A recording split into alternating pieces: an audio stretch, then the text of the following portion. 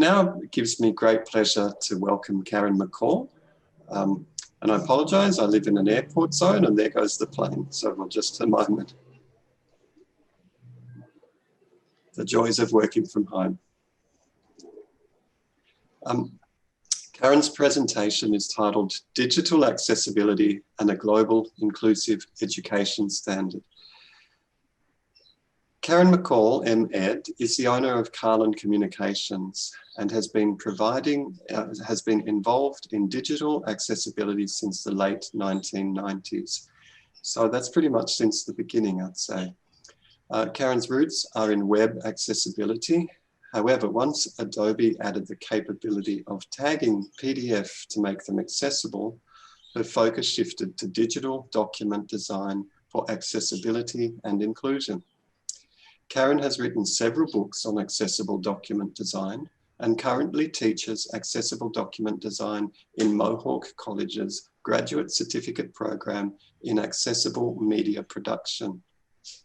Karen's book on creating and working with accessible PDF, Word and PowerPoint documents were first published in 2005, and the fourth edition of her book on creating and working with accessible PDF being published in 2017.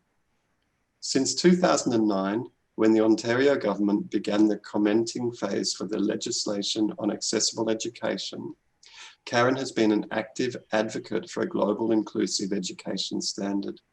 The standard would focus on including people with disabilities rather than accommodating for them as the default position. And I'm delighted to welcome all the way from Ontario, Karen McCall. Thank you. I'm really honored to be at this conference and have looked at some of the upcoming sessions and have checked some off to attend, even though it is midnight here in Ontario, Canada. So let's talk about digital accessibility. I've started framing the Global Inclusive Education Standard around the Sustainable Development Goals from the United Nations. And the first 5 goals are to eradicate poverty, eradicate hunger, global health, inclusive education, and specifically goal 4.5 mentions inclusive education and gender equality. All of these first 5 sustainable development goals are directly related to creating a global inclusive education standard. In 2015, the United Nations, actually the World Bank, had estimated that every year of education added 10% potential to someone's income. So not having access to education or being accommodated for, which can sometimes delay education, it impacts your income, which impacts poverty and hunger and health and your access to education and employment, but it also involves gender equality in terms of having women and girls with disabilities have access to education. And we've been talking about this as we went along, but COVID-19 has exacerbated the issue of accessible or inclusive education. My background is in digital accessibility, but also in education. And access to the internet and learning management systems, these are problems that affect everyone. Access to broadband, and I noticed that my internet slowed down considerably once we had to isolate and self-quarantine because everyone was at home using their internet and things slowed down. Access to affordable broadband. When here in Ontario, we were under lockdown and schools were contacting students in general and asking them about their internet capabilities and their data plans. Most of the students would respond that they had a cell phone, so they had access to school, without considering that most data plans here in Ontario have a limit of 2 to 5 gigabytes of information a month, which may not be enough to support online learning if that's your only method of learning, as well as all of your other social media activities. So there are some misconceptions about data plans and affordability, especially among students themselves.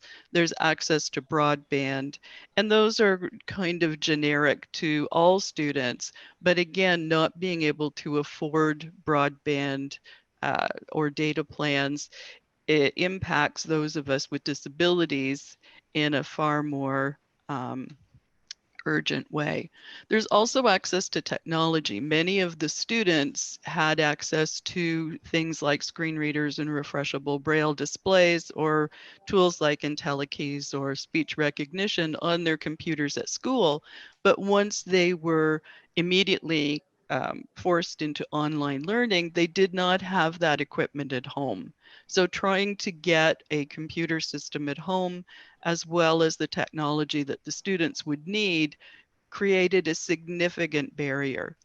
And I know that the school district that, or the Board of Education that I fall under, because I have friends who are teachers, they were sending print information out to students who had visual disabilities or learning disabilities, because those students didn't have access to a computer or to the internet.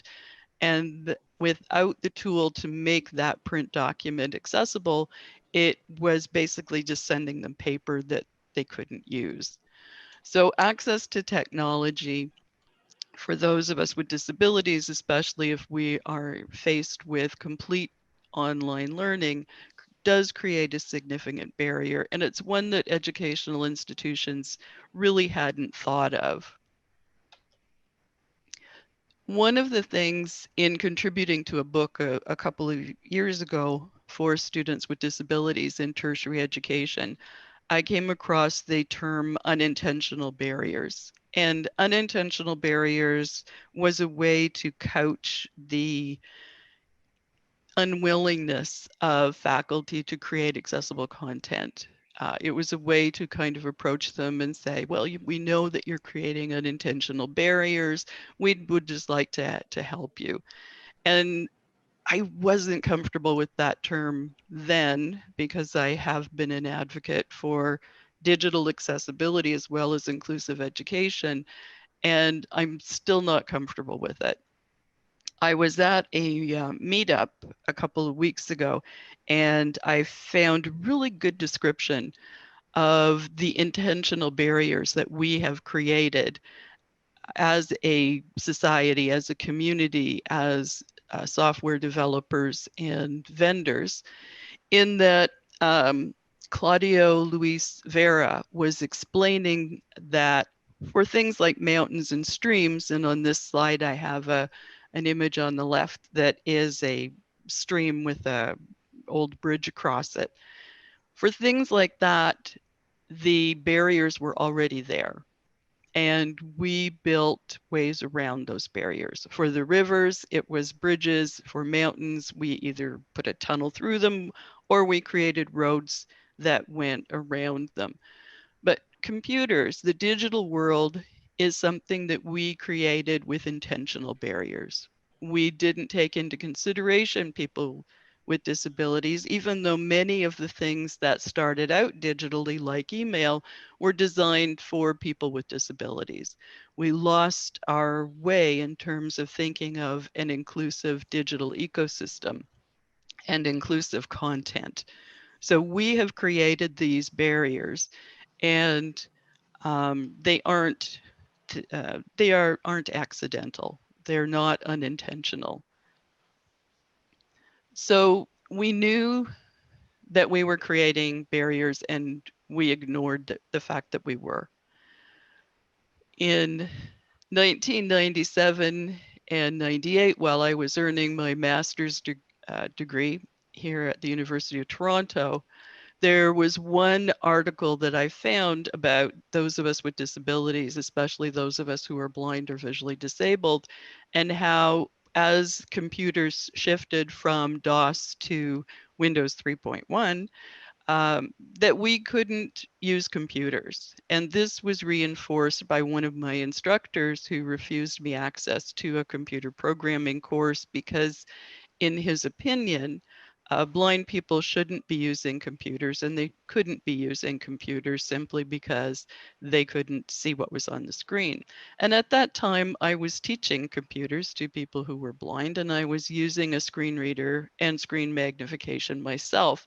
So I found a disconnect between the research that was available and the articles and the research that was built upon that one paper, saying that those of us with disabilities couldn't access digital content, and that seemed to be the basis for things moving forward.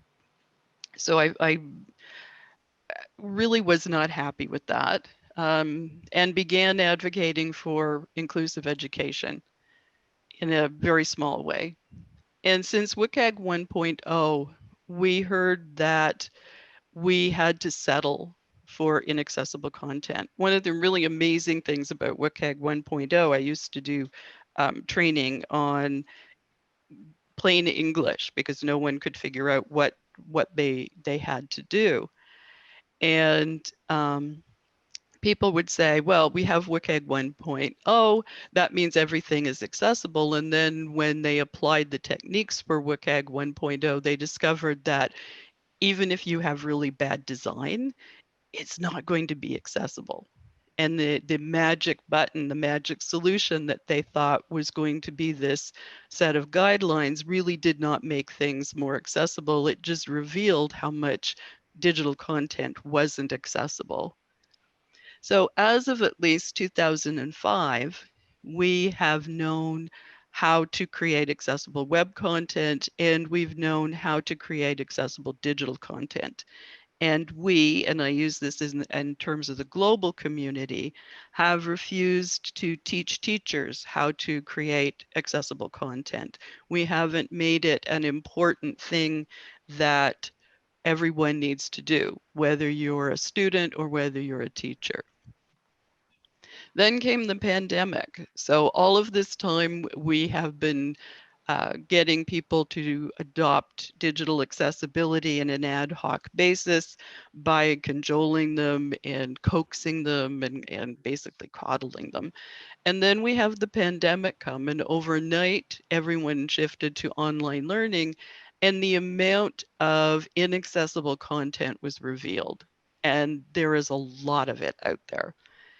And we who are advocates started screaming and shouting and pleading and begging, and we developed plans. We showed people models. Here in Ontario, we have the let me see, Ontario College of Accessible Design, and they were perfectly positioned to start going out and training teachers in primary, secondary, and tertiary education to create accessible content. We told people that we have a 4 to 5 month leeway before the pandemic will come back. We need to use that time to make as much content accessible because we are going to possibly be facing a lockdown for an extended period of time. And we can't waste that time. And we were basically ignored. Uh, there was a lot of publicity within the community, but it never reached government, it never reached school boards. And so here we are in Ontario, faced with even more schools going back to complete online learning because we do have an increase of COVID here in Canada, and nothing has been done to increase the digital accessibility, the accessibility of the content for the students. The other thing that we hear a lot of is the best format for you is. And this is kind of tied up in the whole digital accessibility conversation because the first thing someone will say is, well, what's the best format for you? And there are people within the PDF, the EPUB, and HTML, possibly other formats, if there are any, who will say that theirs is the best format for me, for you. anyone with a disability. And this is similar to the old medical model of we know best, we know what you need. You don't have to do a thing except accept what we say. And we are in the human rights model of disability, where we do have the right to education, we have the right to access digital content, and the best format for us is an accessible format, and it's that simple. Whatever format you publish in, you have to make it accessible, and we have to start teaching people that this is simply how you create a document. You decide on a format and make sure that is as accessible as it can be. And if possible, you influence the standards so that the standards are based on what human beings need to be able to access that content rather than what the machines need to create that content. The current battle is access versus accessibility. It comes down to what is the bare minimum that I can do in order to please you, to satisfy you, to get you to stop complaining. The things that we've heard is that we can't tell document authors what to do. And I would beg to differ with that. We can't force document authors to make accessible digital content. And this is my personal favorite. Every document author has the right to create inaccessible content. If we move that to other things in our life and say that every car manufacturer has the right to create a car that will fall apart, or every housing contractor has the right to build a housing survey built on dust or sand or water that will fall apart, that we don't have to adhere to building codes. We don't have to wear seat belts. Everyone does have the right to make something inaccessible, but there are consequences for that. And we need to enforce the consequences. This was an argument that we found back with WCAG 1.0. When we started teaching people how to create accessible web content, one of the big arguments was, well, every web developer has the right to create inaccessible content. And we got over that back in the late 1990s, and it has appeared again.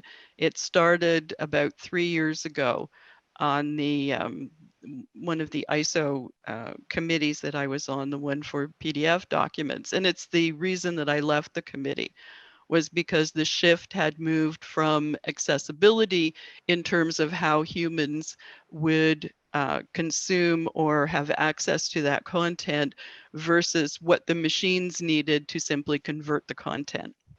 And going back to you should be satisfied with whatever we give you. The argument fails in several areas. The first is that at its very core, computers are ones and zeros. We created the computers, we tell them what to do, we tell them how to set things up so that we have access to them. So we can have the computers, the machines, do as much of the prompting and the behind the scenes things that we need them to do. The second, when someone looks at the visual representation of a page, they can figure out, based on what it looks like, what the structure of the document is, and they get more information than those of us who are dependent on adaptive technology. And I have some examples here. These are two documents. There's one on the left and one on the right, and one of them is accessible and one of them is not. They look exactly the same, and I will tell you that one is accessible and one is not.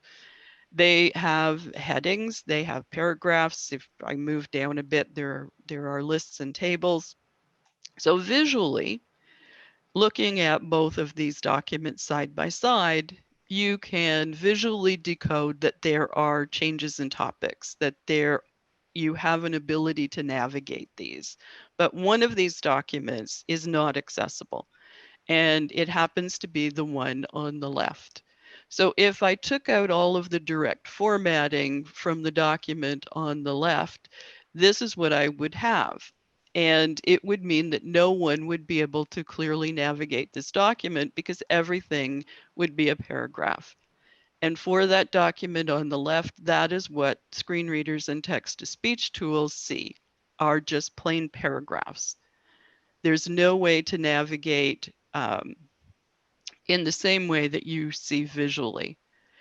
In taking Microsoft Word as just an example, most word processors should be able to do this. There is a navigation pane that you can open, and you can see in this case, there is nothing to navigate. This is the document that was direct formatted, which means I selected the text, I made it bigger, I made it bolder. So visually, someone has access to the navigational structure, but those of us with disabilities who are using adaptive technology do not have access to the same information that someone who can actually see the document and visually decode the document has. So this means people who are blind or visually disabled, people with learning, cognitive, or other print disabilities. That whole segment of the population would not have access to those visual representations of headings. If I look at the accessible document, then I look in the navigation pane and I see the navigational structures, and they're sequential. So I know that there's a high level topic change and it has some subtopics underneath it. So the whole argument about access is good enough for you versus full accessibility really creates a huge barrier for those of us with disabilities if this is going to be the approach that is adopted moving forward. I really like the Plain Language Federation description of plain language. And I've recently been appointed to the Accessible Canada Act Plain Language Standards Committee. So that's how I came across this. So the definition for plain language is a communication is in plain language if its wording, structure, and design are so clear that the intended reader can easily find what they need, understand what they find, and use that information. So if I were to replace communication with an accessible digital ecosystem or accessible digital document is accessible if its wording, structure, design are so clear that the intended reader can easily find what they need using headings for navigation, understand what they find, so making sure that the document is very well structured, and use that information. And at the end of this presentation, I do have a sample of the impact that something that I cannot use the information means in terms of access versus accessibility. So I originally just looked at creating a global inclusive education standard, but I realized that we also need to start thinking of a standard for word processed or desktop published documents. And the reason that we need to do that is because currently we have best practices of the last 20 to 25 years. We have the old document, what was it, document presentation. But before that, publishing has some really good ideas, go figure, on how to structure documents.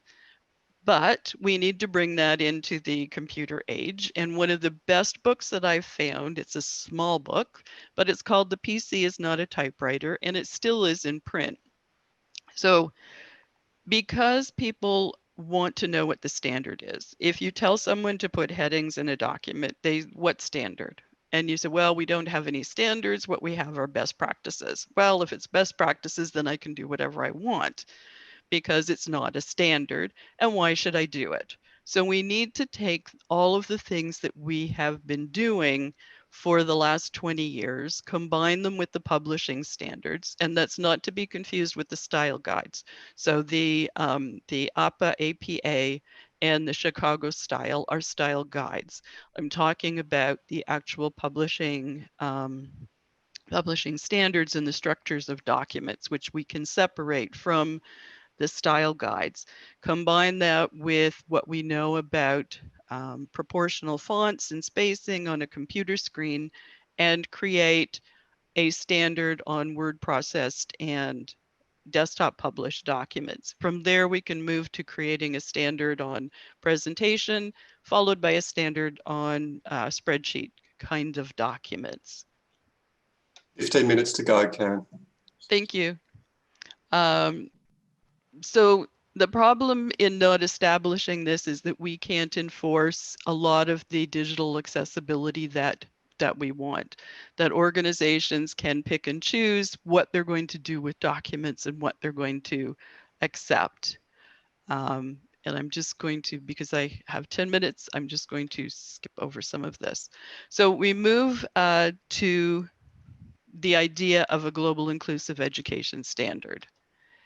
And what that means is accommodation for versus inclusion of. So if we liken that to access to versus accessibility of, we can do a comparison. So accommodation for seems to be the norm. If you're a student with a disability, then you're automatically going to be accommodated for. You're not going to be included in the classroom. You're not going to be included in the academic institution, but we will make special accommodations for you.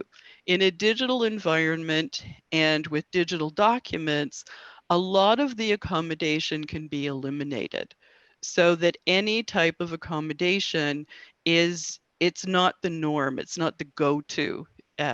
It doesn't necessarily need to be done for all students with disabilities. For example, I have a disability. If content were simply created to be accessible, I wouldn't need any accommodation. But because it isn't, then if I were a student, I need accommodation. In fact, as an instructor, I still need accommodation because contracts are signed through an inaccessible document signing process. And when I asked for an accessible version, they said, well, just agree to it by email. Well, that means I can't read my contract. I don't know how much I'm going to be paid. I don't know what my hours are. I don't know what the conditions of the contract is. And it's all very well and good to say, you trust us, wink, wink, nod, nod, just say yes so through email.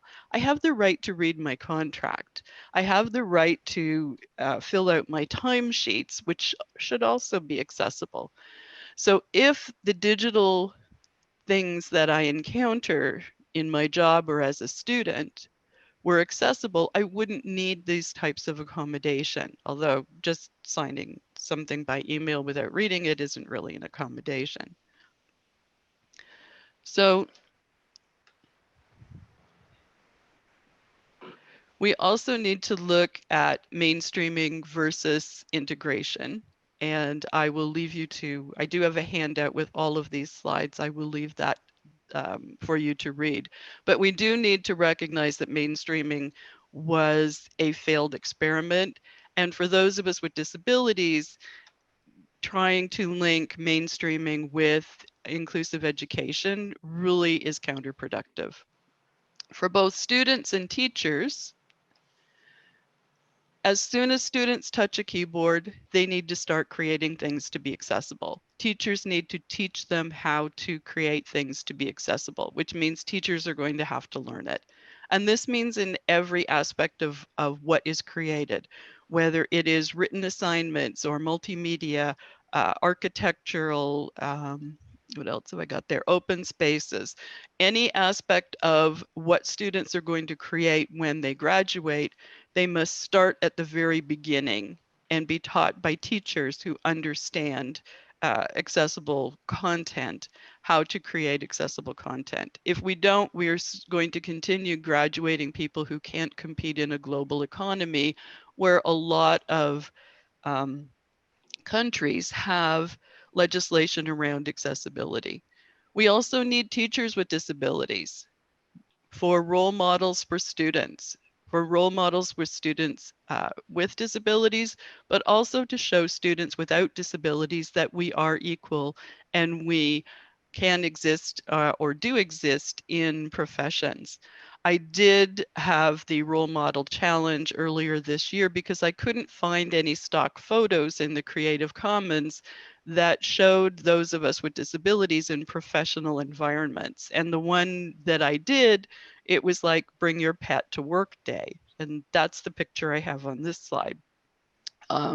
There's a woman at a desk in an office, but in the foreground is her service dog. The service dog should be in the background. The whole point of this picture is not to show that she brought a pet to work, but that she is a professional person who happens to have a service animal. So can we do this in 10 years? We only have 10 years. And one of the goals for the Sustainable Development Goals 4.5 is inclusive education.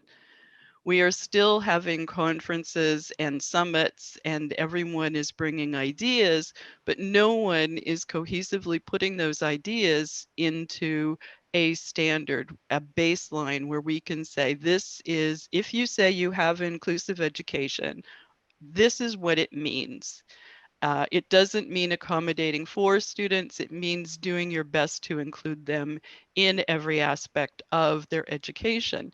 And that includes bringing iPads into the cafeteria to order.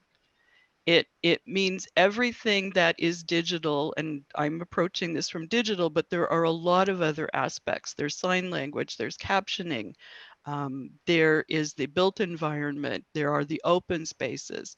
So we have to start thinking of inclusive education in a broader sense.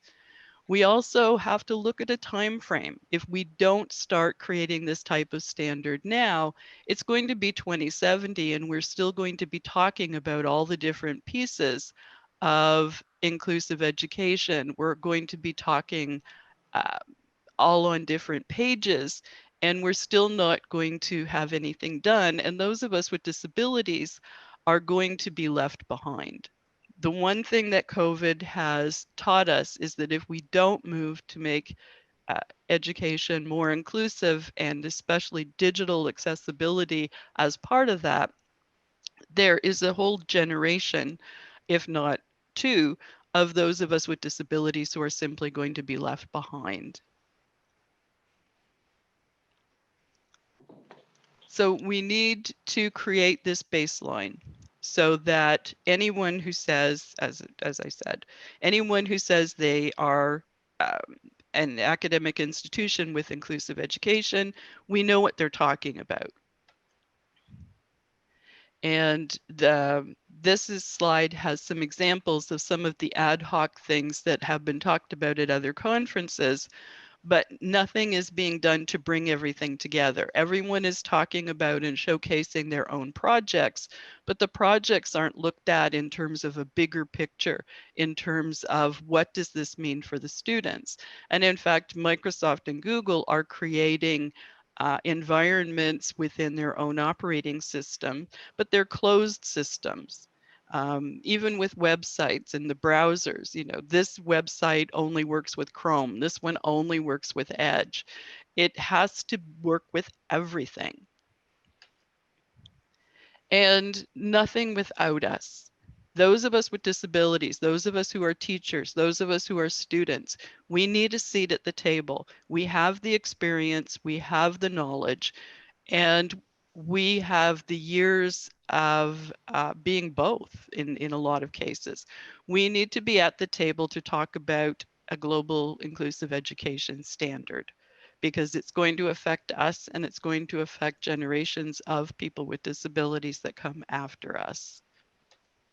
So instead of resources, I want to give you an example of what I mean. And I think this kind of sums up, I think this kind of sums up the whole access versus accessibility and accommodated for versus inclusion of. So this is the Salamanca Statement, which was published in, I think it's 1994. It just celebrated 25 years.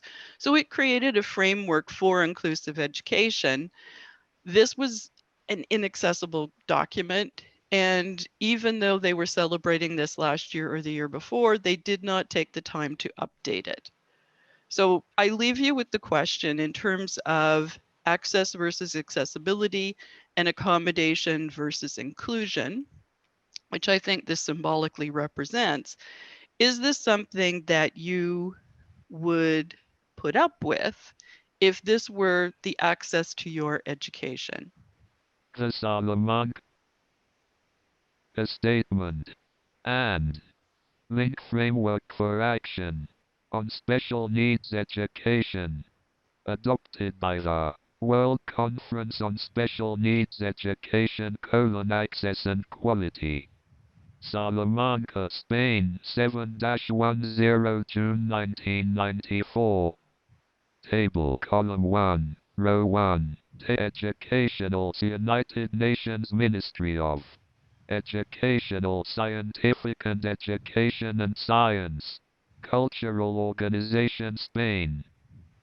Table end. This publication may be freely quoted and reproduced. Printed in UNESCO 1994. ed-94/WS/18. Pirifa M. Graphico reason 300 participants representing 92 governments and 25 international organizations met in Salamanca, SPOIN, from 7 to 10 June 1994 to further the objective of education for all/by considering the fundamental policy shifts requi red to promote the approach of inclusive education, NOMELINGS tools to serve all child REN, PROTI. CUL or those with special educational needs, organized by the government of Spain in co-operation with UNESCO. The conference brought together senior education officials, DMINIS, TRATORS, POLICI-MKRS and specialists, as well as representatives of the United Nations and the specialized DHENCIES, other international governmental organizations, non-governmental organizations and donor agencies. Okay, I've stopped it there. So I have access to this document, but not quite access to all of the content. And if I go back to the plain language, I can't use this information. Even reading this one paragraph, I will bet most of you have a headache. I know I did when I first tried to read this. So this is the difference between access and accessibility. It is the difference between accommodation of and inclusion in. And with that, if you have any questions, I'd be happy to answer them.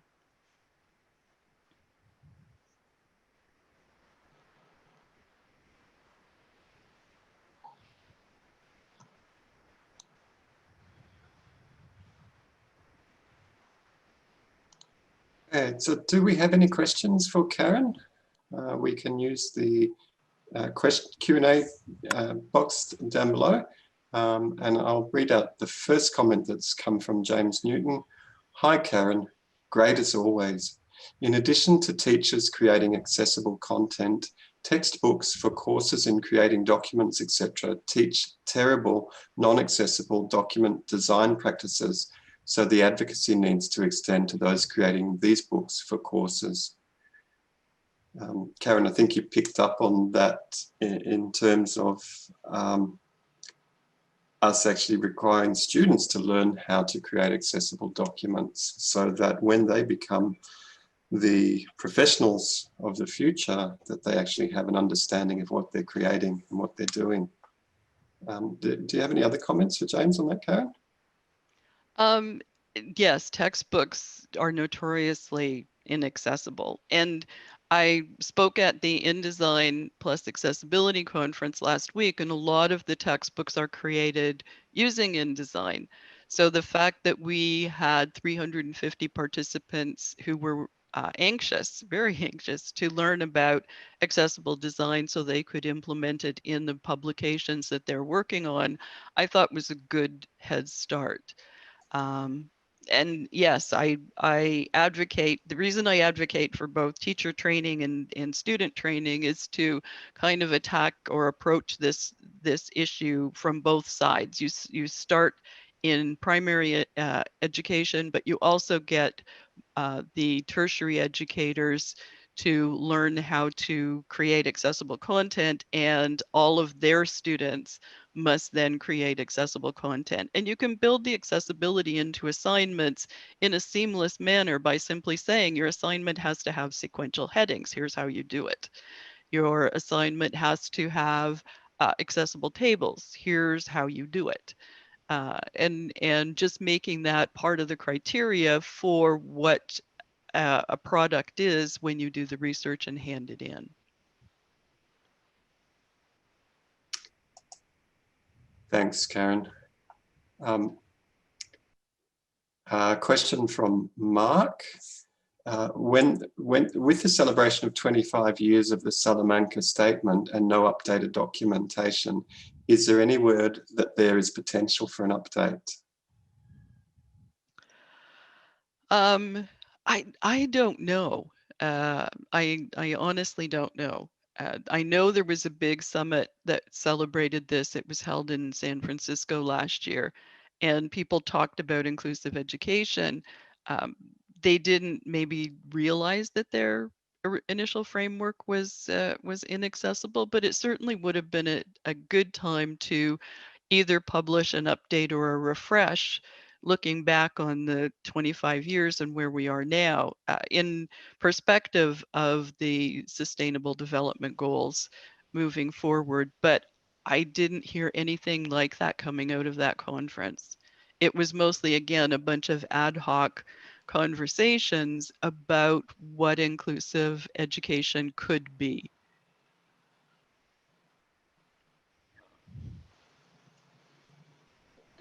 Thanks, Karen. So it sounds like we haven't come all that far in lots of ways, and the voice of your screen reader reminded me of SAM, which was the speech software in my Commodore 64 in 1983. So it is the old Eloquence synthesizer, and I use it rather than the natural phoneme synthesizers because it has the best pronunciation dictionary if you're doing writing and editing. So that's a really nice example of not using what is prescribed, but what actually works best for you. Yes, I am a firm believer in tool for task rather than tool for disability. And I take full advantage of that. I'm kind of a technology geek. I want to see the new things that are out there and see how I can use them to help me access information. So I tell people I'm on the bleeding edge of technology because I'm way over the horizon. I see something and it's like I want it accessible now. The bleeding edge of technology. Thanks for that analogy, Karen. That image is very powerful. Well, it's not the new technology is not always accessible. So there are like cuts and scrapes along the way when you're looking at trying to use it. Yeah, absolutely. We're trying to roll out new tech at the moment, and there's all sorts of challenges with it that we are working through case by case, but it's not easy. A couple of other comments, Karen. This is from Leslie McClure. It's not really a question, really. I'm totally gobsmacked at the extent of this problem. I simply did not realize this until your session, Karen. Thanks, Leslie. I think a few of us are in that boat. And Jay Thompson, thank you, Karen. Thought-provoking and practical. I'm in education in South Australia. We are currently looking for an agreed upon definition of what inclusion means. Do you have any additional thoughts? No, for me, this standard that I envision, it not only deals with people with disabilities, but any other group that may be left behind, or I hate the phrase marginalized, but there are so many of us that as groups are not really included in a lot of the educational processes. Here in Canada, it may be the Aboriginal people, it may be newcomers to Canada, people where English is their second language or French is French is not their first language. So there are many people for whom we need a global inclusive education standard, and I see it as something encompassing more than those of us with disabilities. Thanks, Karen. We talk about in Australia the broad equity categories, which cover most of the areas that you spoke of, but it's often used as a way of just, in fact, further marginalising the members of those communities. So it's important to remember that this conversation can't be used to marginalise people further. Karen, we have a question from Merrin McCracken. Are there any successful discrimination complaints that might start to make a difference in Canada? Bracket, not that the onus should be on people disadvantaged. Most of the legal action has been in the United States. They seem to be quite a litigious lot. Here in Canada, we're known for being polite, and that is sometimes to our detriment. There was a huge legal challenge here in Canada about 10 or 12 years ago. Had to do with the federal government websites not being accessible for people with disabilities who wanted to apply for jobs. And it has taken a long time, but as a result, we have the Accessible Canada Act now, and we're starting to set standards for different things like built environment, plain language, communication. What's another one? I think open spaces, information communication technology. So we've started out with 3 standards that we're working on, and then we'll add the other standards as we go. Information communication is not one of the initial standards, and yet I think it affects everything. It affects open spaces in terms of signage and trail marking. It affects built environment in terms of having the elevators talk and the braille on just signage throughout the building.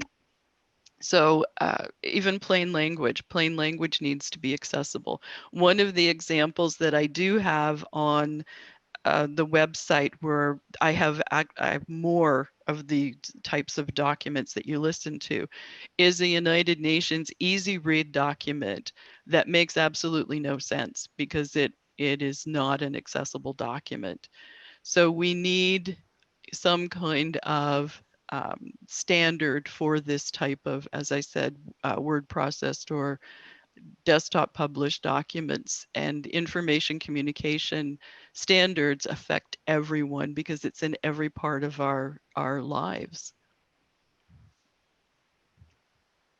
Karen, this ATTEND, Australian Tertiary Education Network on Disability, recently put in a submission to the federal government reviewing the disability standards for education and the National Disability Strategy. And one of our points was that the government needs to consider coming up with a set of disability standards for publication, much in line with what you're talking about, because it seems that the publishing industry is quite determined not to make content accessible to everyone and not to make the adjustments that would seem reasonable and necessary for inclusion and access to information for all. So I like the idea of an international standard even better than a local one. So thank you for raising that. Well, and I can't put the entire fault on the publishers, because here in North America, what happens is that individual colleges and universities contact the publisher. So they have textbook A and they need an accessible version.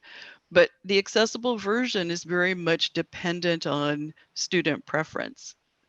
This student wants it in PDF. This student wants it in EPUB. This student wants it in Word. And it just goes on. And you end up with textbook A being created in like 100 different flavors of accessibility instead of one accessible document that can then be given to the students. And it's one of the things I used to talk about was accessibility as opposed to user preference. I mean, I would prefer if things came in Word because I can move around it faster.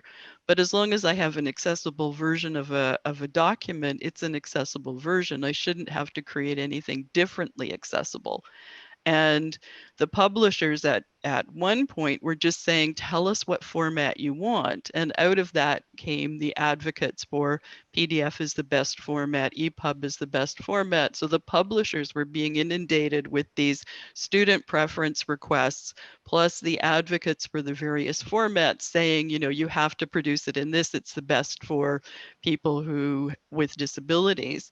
And so a lot of the publishers understandably were confused, but there does need to be a consolidated effort to say, look, if you're going to publish something in EPUB, it needs to be accessible. If you're going to publish something in PDF, it needs to be accessible. And since most publishers are using tools like InDesign and Quark to create their publications, especially textbooks, you can easily create an accessible document in InDesign and then either export it as accessible EPUB or accessible PDF.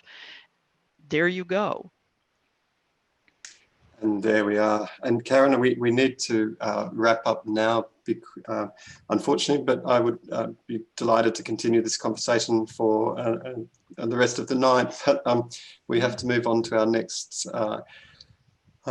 activity, but on behalf of Attend and the participants that are here today, I'd like to thank you for taking the time out of your evening to join us from Ontario, and for bringing your wisdom and sharing your knowledge with us. I think we will have all found this a very thought-provoking and informative session. And it's certainly given me some things to go back to my team and discuss with them about how we can do things better. In particular, the very simple notion of accessible is what works best for me, and not what I think, not what we as in the university thinks it should be, but what actually works best for the student or the academic who needs the content. So Karen, thank you so much for your time this afternoon or this evening for you. And we look forward to hearing more from you in the future.